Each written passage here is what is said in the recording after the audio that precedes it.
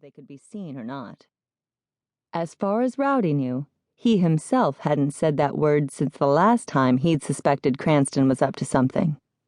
It never failed that the F word slipped out whenever that little bastard was messing in their lives.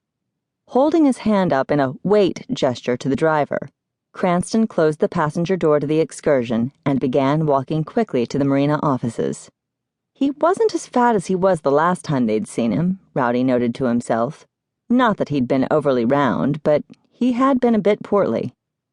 His brown hair was still a little thin in the front, though, cut short everywhere else and standing on end as the wind whipping off the lake only made it worse.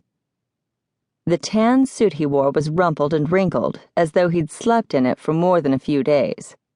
Beneath the suit, it appeared he might have been working out just a little.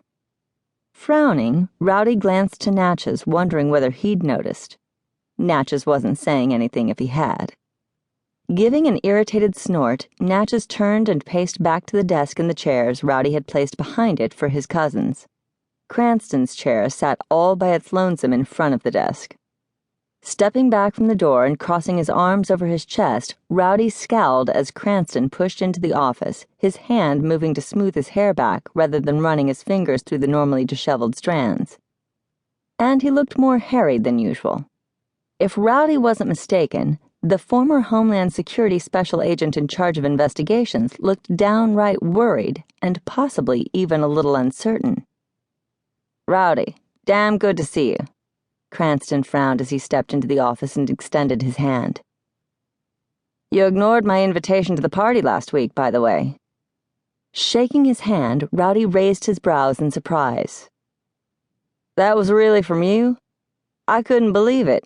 I was afraid it was a trick to get us all in one place to kill us all at once." Cranston's frown turned suspicious, and evidently the innocent smile Rowdy gave him did nothing to alleviate the suspicion. Cranston's jaw tightened. Turning to Dawg and Rowdy, he sighed deeply. Dawg was still engrossed in his newspaper, and now Natches had a part of it, the comics no less, and appeared just as involved in it. "So that's how it's going to be," Cranston muttered, sounding strangely disappointed. The look he shot Rowdy had a curl of shame rearing its head that only managed to piss Rowdy off. Hell, he had no reason to feel ashamed. "What did you expect?" Rowdy asked as he walked to the desk and took his seat behind it. "Come on, Cranston. We know you. When you make one of your infamous requests that we all meet you together, it means you're going to pull us into one of your schemes, get us shot at, and piss our wives off. We're not playing this time. Yet here you all are." Timothy waved his hands out to encompass the room, that glimmer of somber disappointment still gleaming in his eyes. "Out of curiosity," Rowdy assured him as both Dawg and Natches lowered their papers with a snap. The other man sighed, tiredly, before moving to the desk, though he didn't sit down. "There's no scheme," he assured them, his voice matching the resignation in his brown eyes. "Sure there's not," Dawg expressed doubtfully.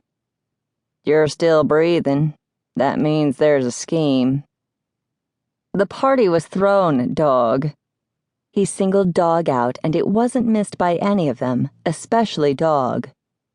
"To allow you to meet 4 young women and their mother. We're not bodyguards, nor are we in the market for a woman," Dawg snapped. At this point, Cranston sat down, slowly. His brows lowered, his brown eyes darker and flickering with what Rowdy had always said were the fires of hell. It was actually the green coming out in the dark hazel of his eyes. They just appeared brown until he was pissed. He was pissed now. He watched the 3 of them silently, his jaw clenched and granite hard. "At what point have you failed to miss the fact that I am completely besotted by your wives and children? And since you acquired those wives and children, at what time have I asked you to do anything dangerous?" he asked them then, and Rowdy had to admit he hadn't expected to hear that edge of some emotion akin to hurt in the agent's tone. Dawg and Natches both put their papers aside as Rowdy tensed. They'd seen Cranston in a lot of different moods, but they rarely saw him pissed off at them.